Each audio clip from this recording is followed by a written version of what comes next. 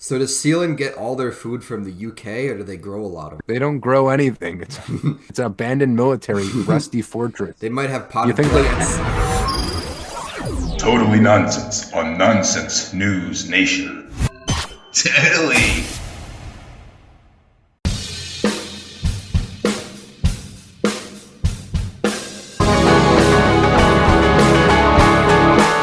Ladies and gentlemen, boys and girls, kids and cadets, lords and ladies, barons and baronesses, dukes and duchesses, sirs and dames alike. Boy, do we have a special podcast for you. We've been on hiatus for about 2 months from the time we're recording this because we just got to talk about the craziest, most exciting thing in the world of nonsense that has ever been.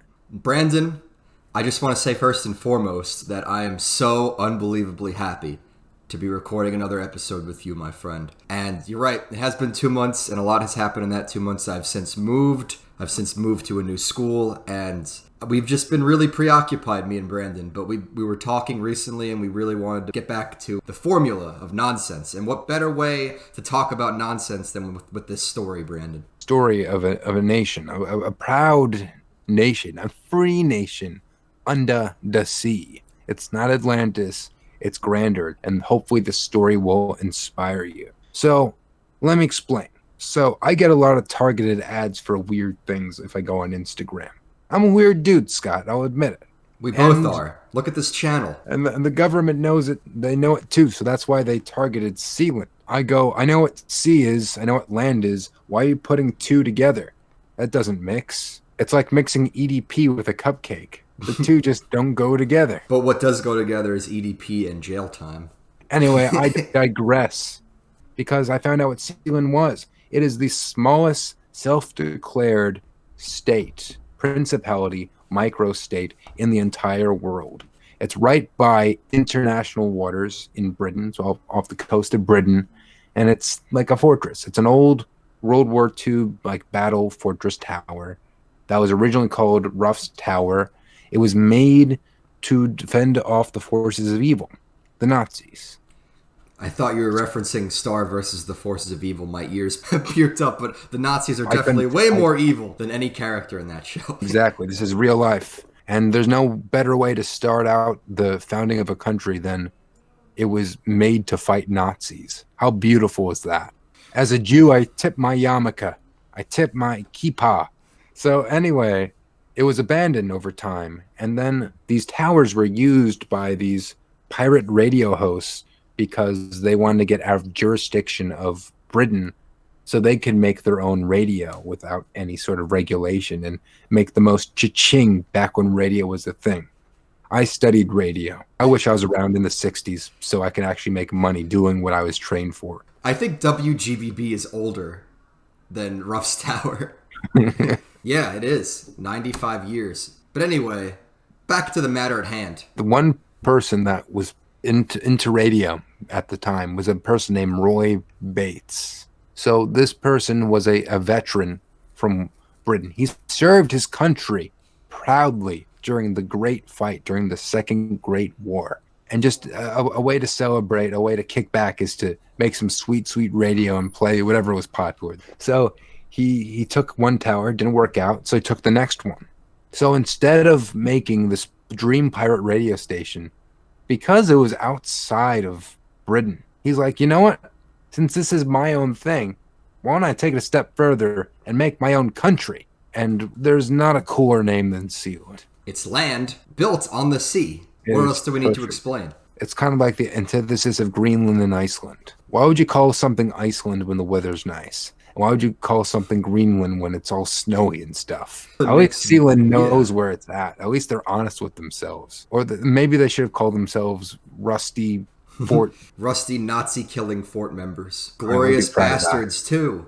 So anyway, he made it. With his wife, he became the self-declared prince for the Principality of Sealand. And they eventually made their own constitution, their passports, their coinage, their flag, a national anthem, which is pretty bumpin', if I do say so myself. Anthony Fantano, where is that music review of the Sealand national anthem? We're all asking for it. So they made this, and there was a time, I'm forgetting when this happened, This may have been in the 60s, pretty early during its inception. I think it was founded in 1967, I'm pretty sure, the Sealand. Brandon, I have the timeline in my hands, and you were... Am I right? 1967? 1967 is the year it was founded. September 2nd, 1967. I want to be official. So anyway, they're chilling on Sealand one day, and then there's these people in their boats coming. And they don't know what's going on here. Is someone trying to invade their country, their proud nation? So I believe it's the son, Michael Bates, shoots out a gun as warning shots. They take it and charge him with attempted murder. Although he didn't try to kill anyone. He's a proud prince. He doesn't want blood on his hands. He's not the blood prince. He is the Prince of Sealand. The half-blood prince? I was thinking, like, what is a blood prince? I heard it from somewhere. Oh, half-blood prince from Harry Potter. Severus Snape. I didn't know, quick side note, I didn't know that the actor who played Snape died until you told me. Snape got sniped. Oh, by the warning shots. Or just he may have been a wizard, but he sure wasn't bulletproof. Anywho, back to reality of this micro state. There was a court case against Sealand, against Michael. But because they don't have any jurisdiction, Britain, it was in international waters at the time, they were saved. And so that was a de facto recognition that Sealand wanted. Let's get back to, I think it was 1978. There was an invasion. Yes, August 10th, 1978. So there was people of Dutch and German descent. I believe they're trying to pretend to make a deal with Sealand. So they removed Prince Roy and the rest of the family out, and they came in. One of them became the self-declared prime minister of Sealand. They kidnapped Michael Bates and like moved him. I thought you said Michael Bay for Europe. a second. Michael Bay. In my personal channel, BMNJJ2 Comedy, when I was talking about Michael Bates, I just put a picture up of Michael Bay every time. So I got that too. So I don't know. There were no cell phones at the time, but for some reason, Michael was able to contact his dad and say, "Listen, I was kidnapped, and our proud country of Sealand was taken over."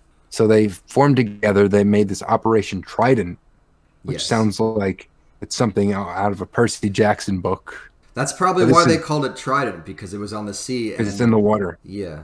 And they want to make it a little badass. They want it to be remembered in the history books. Well, didn't you say there were James Bond helicopters involved in this operation? So they used, I think, a helicopter that was used in one of the James Bond movies, and they jumped out, guns a-blazing, as proud Sealanders do. No tridents to be mentioned at all. I'm a little disappointed. And they took it back. And because one of these people had a passport, a Sealand passport, that was a recognized citizen of Sealand, therefore a traitor of Sealand, they imprisoned this person for, like, I think 3 weeks. And they wanted a hefty ransom of money, like they're Dr. Evil or something. Except they're not evil, they're heroes. I just want to know that traitor, his name was Gernot Putz. It's here on the timeline, so okay. I'm just following along with you. I'm not going to argue with the history books here. You're the since Sealand is so small, the history books is literally a pamphlet. It is. I have it right behind me. I remember back studying American history in high school. We had these textbooks. If you were studying, there was a course in Sealand history, you would need a pamphlet. It would be the easiest class ever. Yeah, you could literally take that class for 2 days and then take the final right after that. And get your Sealand doctorate. Anyways, it got so bad that Germany sent out a diplomat, an ambassador, to negotiate with Sealand, and they released this traitor. So this was the de facto recognition that they needed to be considered a country, according to them at least. They had their own area outside of jurisdiction from Britain. It was in international waters at the time. They have coinage. They have passports. They have their own government. They made a constitution. And finally, they got recognition in some way by a country. So that's their proud history. There's something down the road. I think in the early 2000s, they partnered with some, I think, marketing or media digital organization. It didn't work out too well. There was a fire back in 2006, and they had to... A Sealander was rushed to a hospital. Now, I don't know why. Swam all the way there. Apparently, they don't have hospitals in Sealand. They'd rather have a jail than a hospital, so I'll never understand it. Brandon, if you don't mind, I'd like to chime in here and give a little bit of trivia about Sealand. Did you know that the capital of Sealand is Sealand? I think one of the things that a country needs for recognition is to have a capital. So Sealand just called their capital Sealand. It's like saying Australia is in the continent of Australia. It's kind of like that. A couple more things to note. Sealand is only 100 square kilometers long. It's slightly smaller than the mall in Washington, D.C. by comparison. The climate is temperate winters and temperate summers. And they have Family Day as opposed to Mother's Day or Father's Day on June 21st of every year. You know, that's inclusive. Yeah, I think America should adopt something like that. Family Day. Let's enjoy the mothers, the fathers, but also the sons, the daughters, the aunts, the uncles. The family guys and the family gals. Luckily, there's a family guy. Luckily, there's a man who absolutely can do all the things that make us laugh and cry. For Family Day, you just watch Family Guy in Sealand, right? They don't have cable in Sealand, but they do have streaming services. Can you imagine a Sealand streaming service? Sealand Originals. Did you know that the Titanic crashed into Ruff's Tower, not an iceberg? Sealand was so powerful it sunk Titanic, a ship that was said to be unsinkable. Sealand borders the UK. It's 6 miles east of the coastline of the United Kingdom. So the coordinates of Sealand, in case you don't have your phone handy and have a map for some reason, want to look at the coordinates, 5154 latitude and 0129 in longitude. Now, Sealand is a special thing. I've become an official Baron of Sealand. So for now on, you can call me Baron Brandon. I won't argue with you. And Brandon, I don't mean to interrupt you. I'm sorry, but I want to tell you about important. Brandon. He just released a video on his YouTube channel where we unboxed the very early and very gracious present he got for me, which is a lordship of Sealand, an official title. And both deeds, both official documents from this official country, okay? It's so official, it hurts me.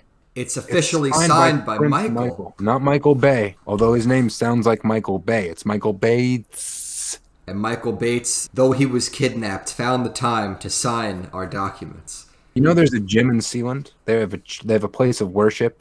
They have a jail. There's a kitchen. There's a conference room, which is literally like a table. So you gather around the table. And it's always guarded. They always have like security there. So you can never go too close to Sealand or they'll probably shoot you. But Brandon, I want to go. You could shout, "I'm a Lord of Sealand," and they'll still probably shoot you. I mean, or they'll probably fire warning shots because Michael's done that many times.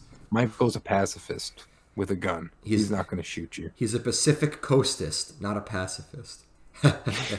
Even though he's probably in the Atlantic. I don't know. I have a map, a world map right above my head. Do you have a map of Sealand in case you get lost? Wait, I want to see if Sealand is on this map. No, I don't see it. I'm sure if you have a microscope, it will be on every map in every globe. Brandon, they didn't put Sealand on this map, but there's an island here that's just north of Antarctica called McDonald's Island. That's where Ronald's been hiding. I'm not even joking. In a commercial. About 1,000 miles west is another tiny island called Sandwich Islands. I'm not making this up. Wait, so there's actually a McDonald's Island and a Sandwich Island? If you want to go to McDonald's, you have to go to McDonald's Island, but you can't buy sandwiches there. You can only get nuggets and fries. If you want sandwiches, you have to go 1,000 miles west. Now, here's a hot debate. Do you consider a burger to be a sandwich? I mean, it's between 2 slices of bread, so yeah. But here's the thing. You can get a sandwich at McDonald's, but you can get a burger at McDonald's. There's a distinction. So if you go to McDonald's Island, I'm pretty sure they're going to have burgers. How can you go to McDonald's Island and not get a Big Mac? What a ripoff. What are they going to have, like the cheap kids meal apple slices and like that's your experience at McDonald's Island? No. This island, Brandon, is in the middle of nowhere, so I don't know where they get their cows from. You probably need a big shipment of cows and chickens to have your food every day all over the world for McDonald's. So I bet they privately have all their slaughterhouses in McDonald's Island. I bet it's not a place where you can meet a nice clown and have a happy meal. This is a place where cows come to die. But in Sealand, it's a place of harmony. As long as you don't go near them, they'll probably shoot you. So does Sealand get all their food from the UK, or do they grow a lot of it? They don't grow anything. It's an abandoned military, rusty fortress. They might have You potted think plants. they have to get their food internationally? No, there's no true one Sealander. There's no one that was born in Sealand. That'd probably be very confusing. The stork was delivering a baby to the UK, but accidentally dropped the baby 6 miles off the But coast. it was a stork that was going to the UK, but wanted to receive its title of Lord because it paid $45 online. Brandon, I think we've talked in detail enough about Sealand for this podcast. Tune in next podcast as we talk about McDonald's Island in greater depth. Me and Brandon are going to visit McDonald's Island, and when we come back, we're going to have a lot to say about it. Is there a title you can get at McDonald's Island? Could you become like the honorary chef of McDonald's Island, or like the honorary janitor? The highest level of nobility in McDonald's Island is the clown of McDonald's. Well, anyway, Scott, this was a lot of fun talking about Sealand, guys. I recommend watching the video on my other channel, BMNJJ2 Comedy, where we unbox Scott's Lordship. Thanks for listening. You can listen to us if you like what we do on Spotify, iHeartRadio, TuneIn, Anchor, Stitcher, YouTube, and a lot of other fun places. If you want to contact us personally and talk to us about Sealand, because it is the greatest country ever, don't at me, bro. You can contact us at nonsensenewsradio@gmail.com. That is nonsensenewsradio@gmail.com. Once again, I have been Baron Brandon of Sealand. I have been Lord Scott Honickman of Sealand as well. And this has been Totally Nonsense on Nonsense News Nation. We'll see you next time. Peace, love, and e mero libertas. Mayor Libertas.